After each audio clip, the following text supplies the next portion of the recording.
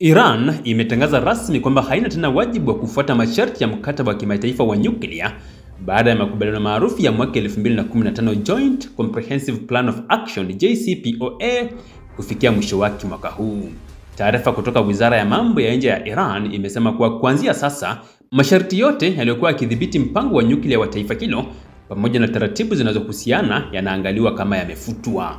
Hata hivyo, Tehran imeendelea kusisitiza kuwa bado imejitolea kwa diplomasia.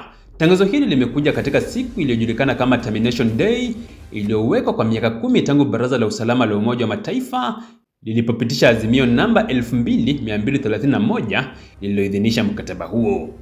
JCPOA uliotiwa saini na Iran pamoja na Marekani, Uingereza, Ufaransa, Ujerumani, Urusi na China ulikuwa umeondoa vikwazo vya kimataifa dhidi ya Iran kwa masharti ya kuwekewa vizuizi kwenye mpango wake wa nyuklia.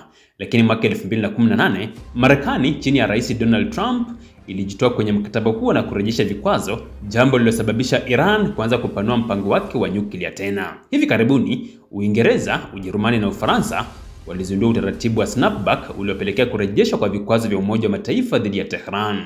Wataalamu wa kudhibiti silaha wamesema hatua hii imeufanya mkataba huo kuwa msalaba wa historia, kwani kwa miaka kadhaa umekuwa umepoteza uhai wake.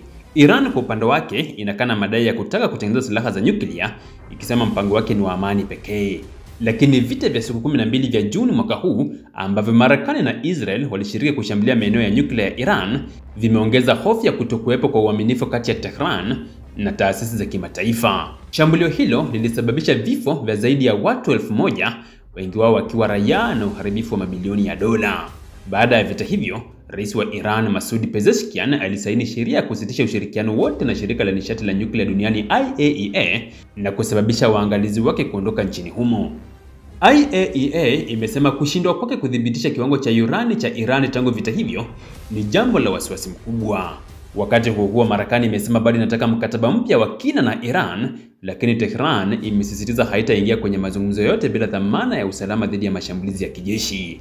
Nchi tatu za Ulaya, Ujerumani, Ufaransa na Uingereza zimetoa wito wa kurejea kwa mazungumzo, lakini Iran imeeleza haina sababu ya kujadiliana nao baada ya wao wenyewe kuanzisha utaratibu wa kurejesha vikwazo.